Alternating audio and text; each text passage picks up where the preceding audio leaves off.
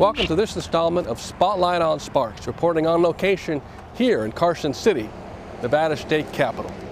As you know, every 2 years, the Nevada legislature meets for 120 days. The city of Sparks works very closely with our elected leaders in the legislature to ensure that we're recognized and that our residents' interests are heard and that our strategic and economic goals are met. Assemblywoman Jill Dickman, Assemblyman Mike Sprinkle, and Senator Debbie Smith worked together with the other members of the Northern Nevada delegation, Assemblyman Ira Hansen and Senator Don Gustafson, to provide a solid core of elected officials who care about their community and work tirelessly to make sure that the city of Sparks has a voice at the state level. The state legislators representing the city of Sparks have come from a variety of backgrounds and have entered politics for different reasons. My entire life has been small business. My other full-time job, if you will, is with the Reno Fire Department as a firefighter paramedic. I'm the only Democrat that serves in the Senate who does not live in Las Vegas. But they are all working for the same thing, to make Sparks and Northern Nevada a better, safer, and more prosperous place to live and work. I would have to say that, you know, a lot of us we have strong opinions on both sides. But I've met so many people in the other party who are really wonderful people. And we find there's a lot of things that we agree on. And I think we're going to work well together. We have a good relationship. The Northern delegation, the Washoe delegation, tries to meet periodically. We certainly meet and talk about particular issues that are important to Washoe County. You know, we don't always agree. We certainly have different political parties in the delegation, but we try very hard, I think, to be professional and to work together where we can and to be respectful to each other when we can't. So working with other legislators, I think that it's really important to think about the fact that we are fortunate to have the type of government that we have, because what it allows for is it allows for civil discourse. It allows for the ability to debate and to argue and to come to agreement and have consensus. And so we're not always going to see eye to eye on any specific issue, but what we do have, especially in Northern Nevada, is this core group of legislators, of community leaders who are always willing to sit down and in an amicable way really talk about the issues that are important to them. I think that is the thing that the citizens of Sparks should be really excited about, because they know that they've got a strong leadership group, regardless of their political affiliation, that is willing to work together to continue to enhance our relationships, and then that's reflected on the work that we do here in Carson City. I'm always very excited about the people that I get to work with. With only 120 days every 2 years to get things done, the city has to focus on the most important issues that need to be addressed at the state level. So the city's government affairs team works with legislators in accomplishing the city's strategic goals. We have a long, good working relationship. I think I've carried a bill for the City of Sparks or the Charter Committee every session for the last several sessions. The City of Sparks team is very good about reaching out and telling us what's going on in Sparks and updating us, and also telling me what the needs are and, you know, letting me decide if that's something that I can help with.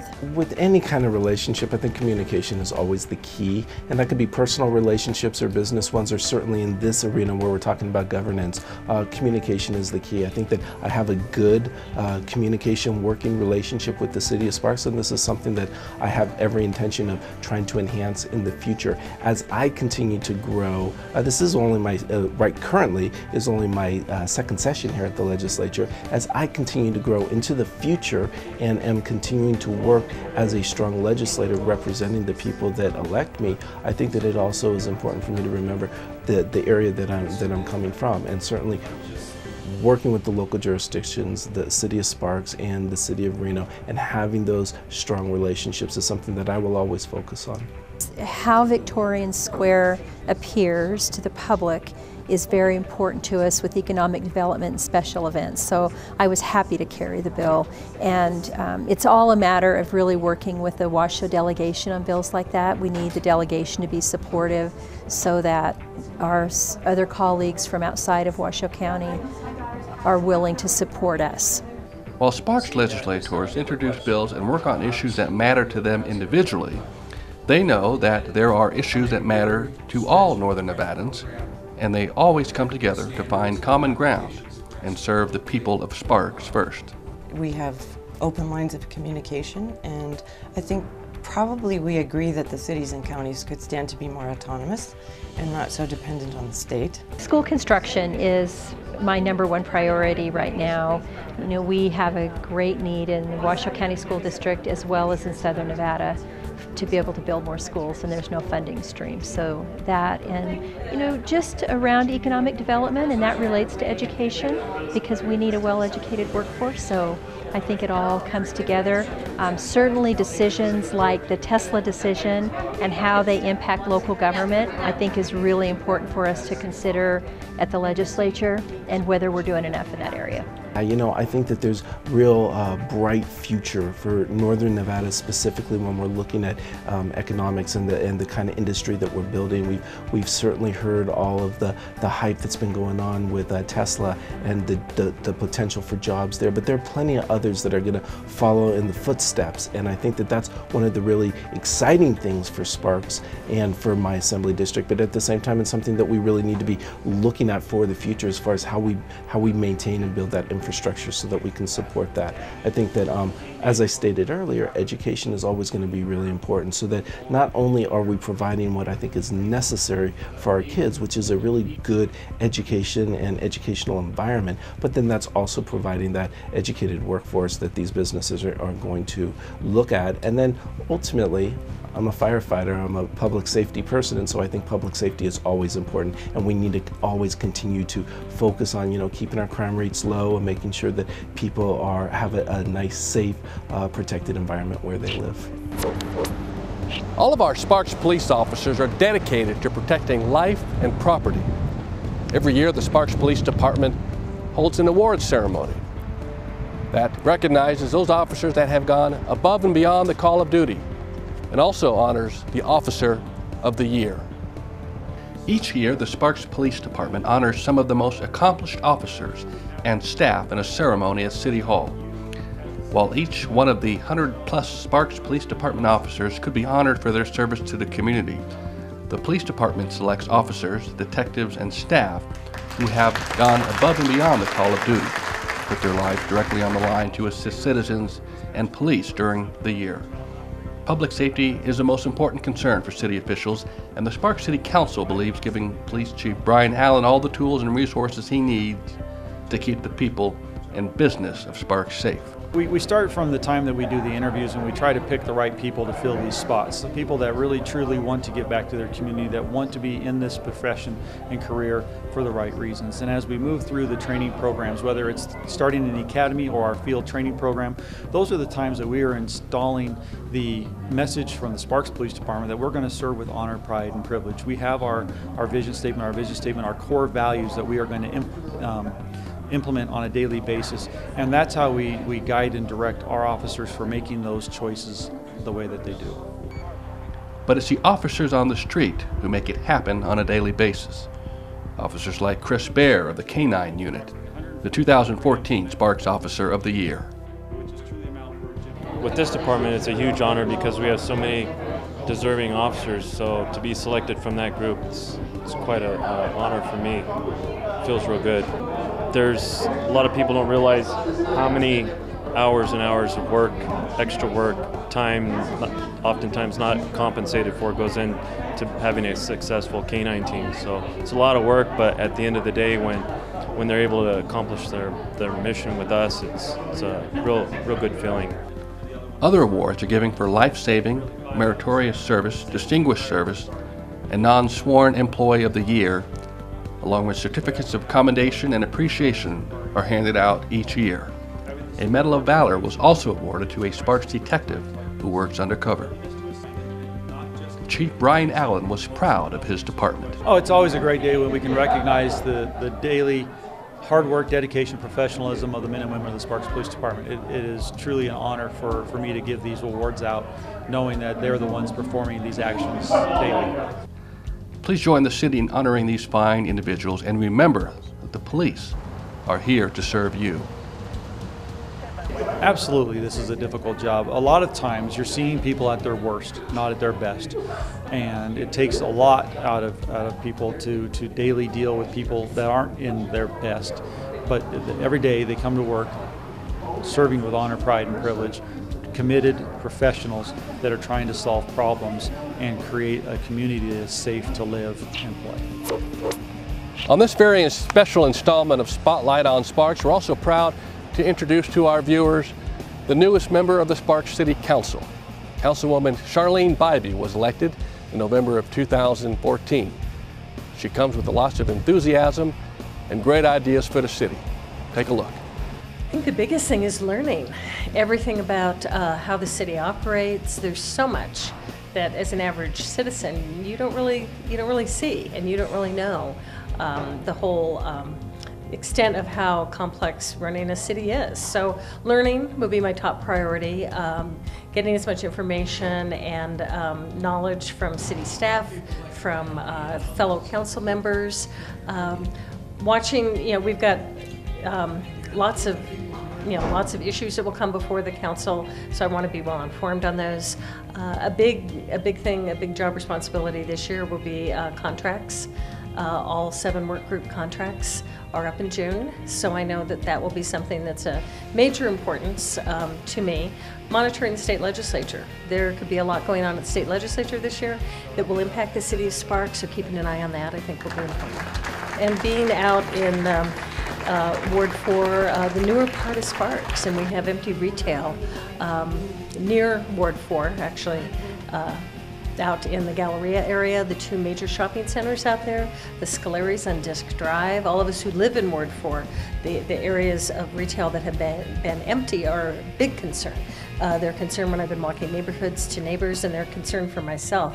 So getting that retail filled is important. I think the good news is with the growth we're going to see because of Tesla, because of Apple, the drone companies, lots of exciting things happening that are going to impact Sparks. And with that is good news on economic development, but it's also going to require a lot of managed growth.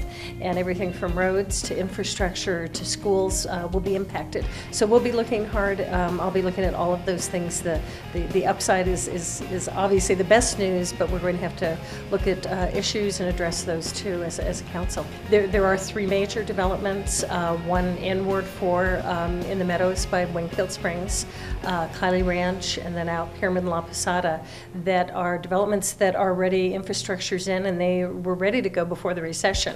So the good news is we've got construction can start on all those locations as the demand for housing increases. So there's not going to be a lapse in all the permitting and infrastructure for growth. We've got it there and ready to go. So that's good news. And I think in research I've done, I think there had only been 4 city councilwomen, and I would be the 5th. I've got to check that out to be sure, but I don't believe there have ever been 2 women at the same time. And I'm excited because Sparks is 50.5% female.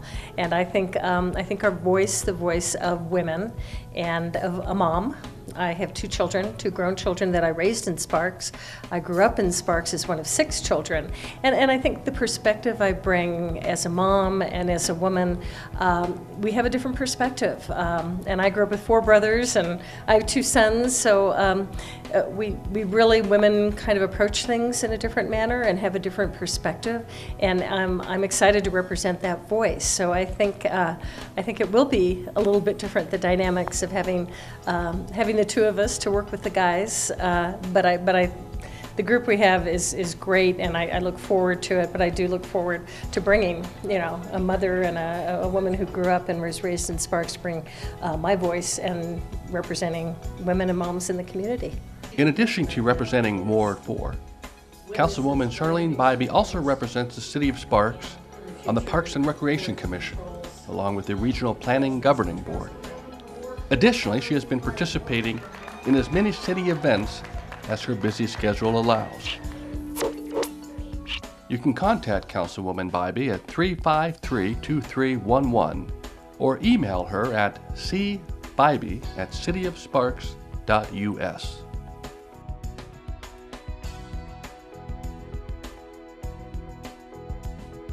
The City of Sparks has a new addition to its Christmas celebration in downtown Victorian Square that will last for generations to come, for all of our families and residents to enjoy.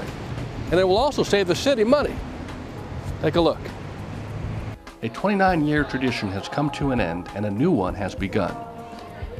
In late 2014, the Sparks City Council decided to plant a living tree in Victorian Square instead of getting a tree transported from Oregon every year. The living tree will save the city about $2,500 a year. But that's only one reason the city decided to make the change. City officials also wanted to start a Christmas tradition for Sparks residents. Now, generations of families will get to enjoy the tree every Christmas season as the city lights the Christmas tree. This year was the first year of many to come. I want to thank everybody again for coming here. This is the first year that we've had a live tree that we've lit up. We normally got one from Oregon for over 25 years. This tree was brought to us from Loomis County last year, Placerville. They brought it down and we planted it last year. We let it grow for a year to make sure it was going to do well. It's doing very, very well.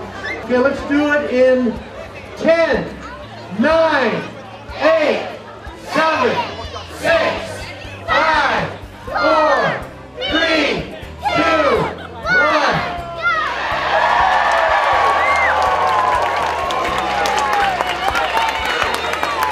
That is just beautiful, beautiful.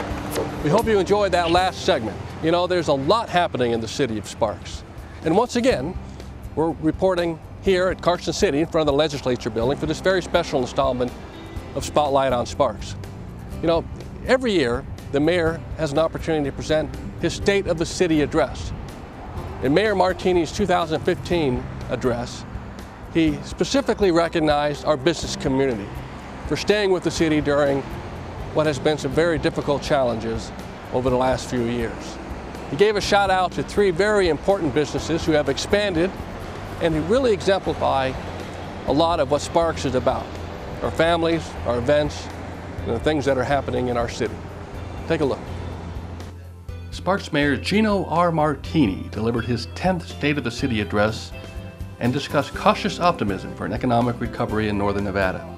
The mayor's big message was that the city and Sparks business owners have done a great job getting through the national and statewide economic downturn, and he's very proud of them. Of course, the city has made cuts in staff and budgets over the last 6 years and has still been able to maintain the excellent services and police and fire protection that Sparks citizens expect and count on.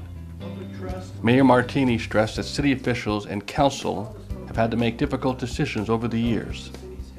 And this year, Mayor Martini also wanted to recognize all the business owners in Sparks that have operated, sometimes even grown and thrived over the last several years. The mayor appreciates the efforts of all businesses in Sparks that have also had to make difficult decisions to remain viable. The mayor and the city council recognize that without the resilient Sparks business owners who have succeeded in difficult times and persevered, the city of Sparks would have experienced even more difficult economic circumstances. And to the more than 42,000 business owners in our city, I want to say thank you for doing business in Sparks. Your contributions do not go unnoticed. The mayor recognized 3 key businesses that represent the community at the end of the State of the City address: BJ's Barbecue, Silver Bear Swim School, and Blind Onion Pizza. I'm so happy to be a part of Sparks. Everything here, all of you, Mayor, you've been a part of that success. Seeing my fellow business owners here, I almost cracked. We would just like to say thank you from the family. We have had almost 30 wonderful years in the city of Sparks, and we look forward to many, many more. The families of this community, and they make our business strong, and they make our jobs fun. So whatever environment you've created for the wonderful families around here, I know it's an intangible, but it's pretty amazing.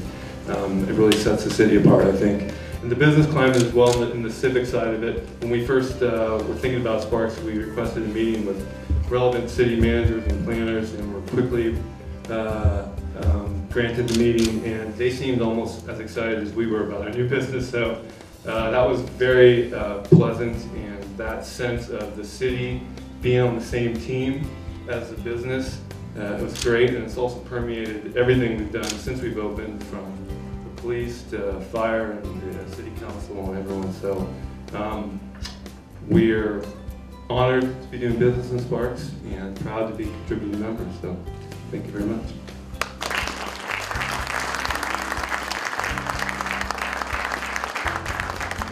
The City of Sparks wishes to thank all business owners and their families for making Sparks a special place to live and do business. They too have struggled and stayed with us. Our businesses, large and small, corporate and local, are the backbone of our economy and have made our city what it is today.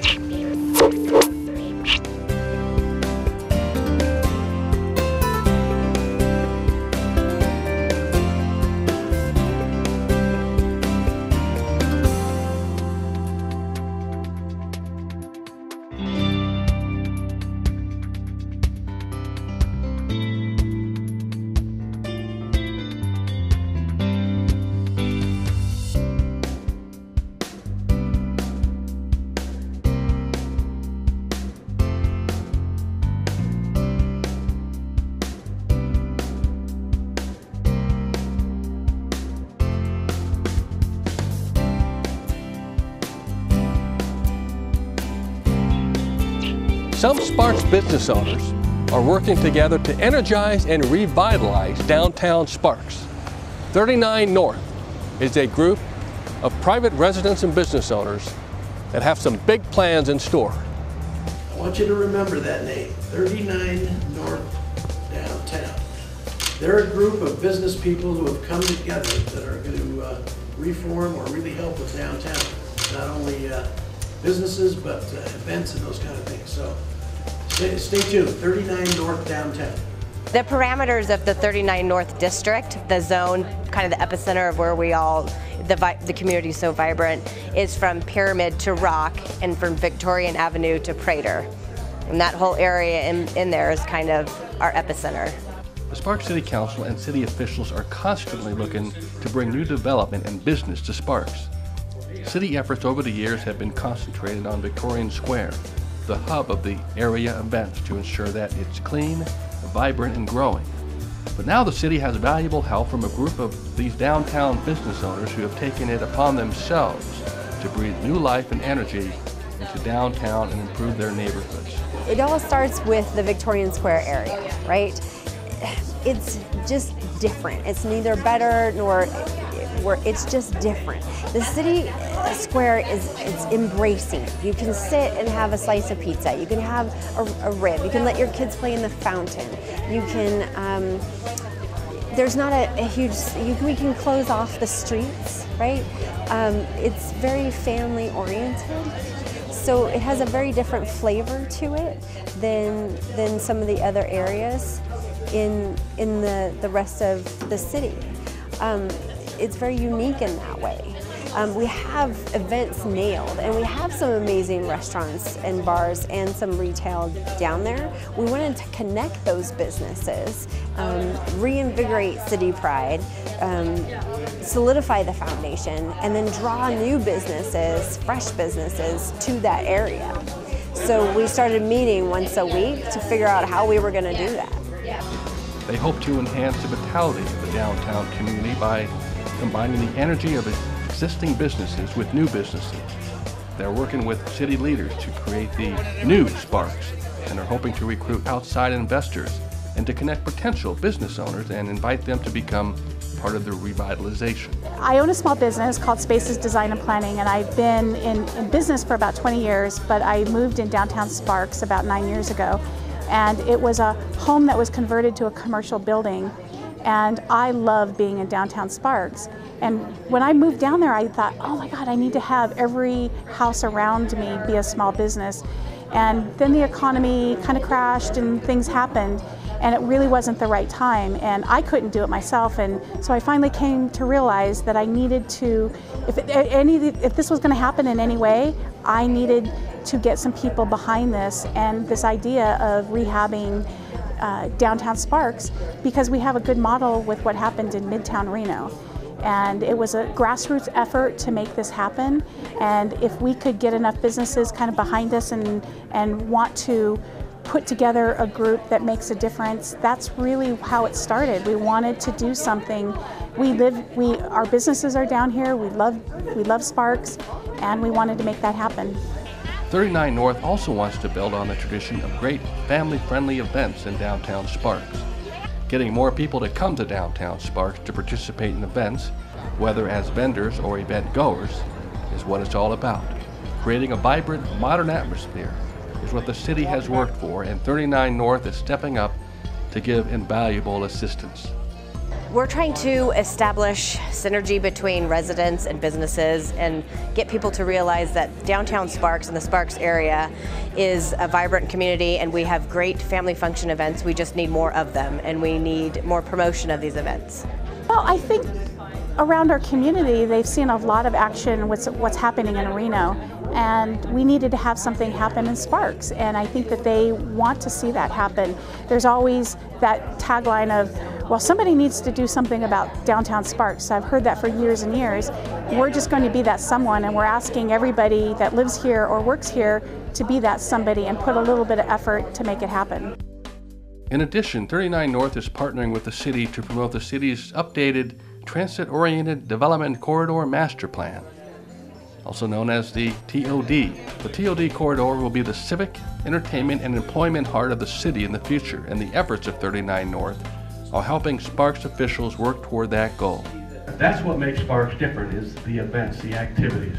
The farmers market, which is relocating to Reno, but we're confident that we can fill that void, hopefully with your help. Some of the other large-scale events, whether it's Hot August Nights or the Rib Cook-Off. But we've been seeing a lot of new events too, because we've been working hard to earn our brand. Every Thursday we have our board meeting. There's 4 of us, and we have those for about an hour, and we kind of chat and get ideas developed. And then at these big meetings, these open meetings, we welcome everybody, and there's people from business owners just to a resident or a neighbor. And we're trying to get everybody involved in building the community together as a whole without having the city council do it on their own. For more information on how you can join 39 North, please check out their website.